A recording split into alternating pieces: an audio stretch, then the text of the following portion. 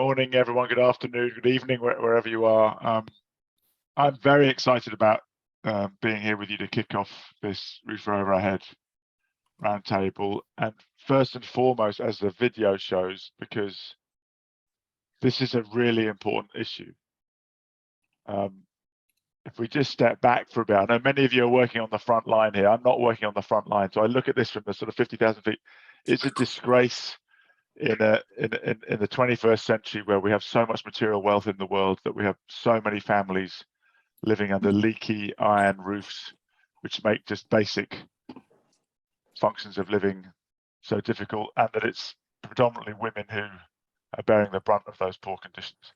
And Sheila, one thing which stuck in my mind when we launched the Race to Resilience, focused on improving the resilience of lives and livelihoods of the most vulnerable around the world.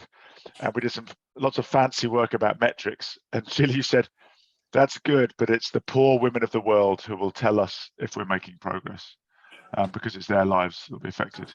So I'm thrilled that we're launching this. We know that slum dwellers and informal settlements, informal workers represent a huge chunk of the most vulnerable to climate change, and then that's getting worse. It's the goal of the Race to Resilience to support those women, those communities in achieving more resilient lives. And I think, Sheila, what I'm most excited about here is that we're not talking about a top-down imposition of a solution from some fancy think tank in the sky, but we're talking about informal communities and the women in those communities as empowered agents of change, not passive recipients. I know they can't do it on their own. I know we need a radical collaboration, as we always say, but I think it starts with recognizing the agency of involving those in the front line who are the most motivated to find solutions and need our support. So enough from me.